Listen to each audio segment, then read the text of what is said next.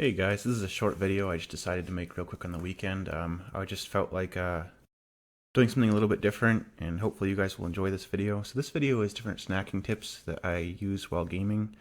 Um, what I use most often to prepare my snacks is either the microwave or the air fryer. If you don't have an air fryer, you can use a pan on the stove or you can use a toaster. The thing is, if you use a pan on the stove, it takes more attention because you have to like flip it.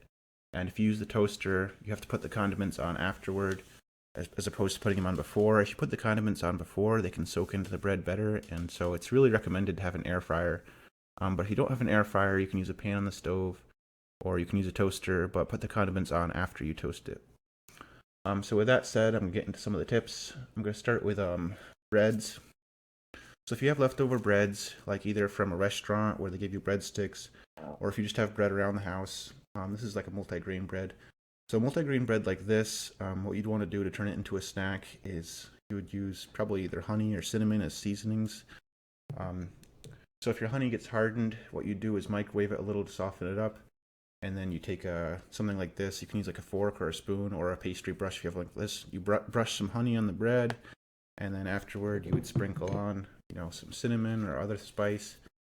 That's just because it's a multi-grain bread. Grain breads tend to be seasoned better by stuff like honey, cinnamon, and basically spices and stuff that you might put into a pie go better on grainy hip breads. If it's a white bread, then you could brush it with olive oil instead, and then you could be able to season it with your preferred seasoning. Probably something like garlic salt would go well on white bread. Turn it into garlic bread, and then when you air fry it, you can just air fry it for like maybe 5 minutes on 400, something like that. It depends on how big the bread is and how crispy and crunchy you want it to be. If you were to use a pan, you would have to put it in the pan on the stove and set it to like about medium heat and flip it occasionally, and you could get pretty close to the same result, but it's a lot easier if you have an air fryer. In terms of a microwave, what microwaves are good at is the things that are supposed to be like soft treats that are no longer as soft as they should be. Like cookies are an example. If you have cookies, these are homemade cookies that I baked myself.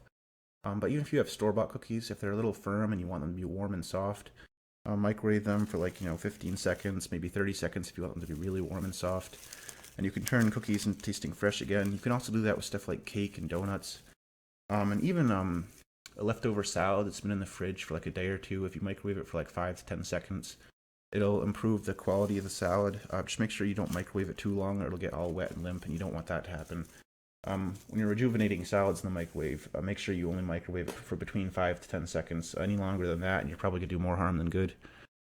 Another thing I kind of wanted to go over in this video is one of my personal pet peeves, and this is actually the main reason why I decided to make this video, is it's such a peeve of mine, is I really like chocolatey cereals, but the problem is lately the manufacturer has been making them more and more sugary and less chocolatey, and it's kind of ruined my enjoyment of them a little bit until I found a good trick to get around that. And so the trick is you just get yourself some cocoa powder in a spoon, usually a big spoon. And all you need to do is make like a chocolate slurry and then mix that in with your milk and then pour the cereal in afterwards. So what you would do is you would take a cup, it's microwave safe, you would spoon in. Depends on how chocolatey you want it to be, but I would say start with a small amount if you're not sure how to do this yet. Spoon a little bit of cocoa into the cup. And after you've got a little bit of cocoa in there, you can get a little bit of water. The reason why we mix it with just a little bit of water, not much mind you, I'm using the same spoon as I used to measure the cocoa to measure the water, because we only want a little bit of water, not much. Pouring that spoonful of water in there. And the reason why we're mixing it with water is the cocoa turns into a slurry a lot better if you use water. So what we're going to be doing is just trying to kind of mash that together so it turns into a little bit of a slurry. Basically, you don't want any clumps of cocoa to be left, you just want it to be turned into a slurry.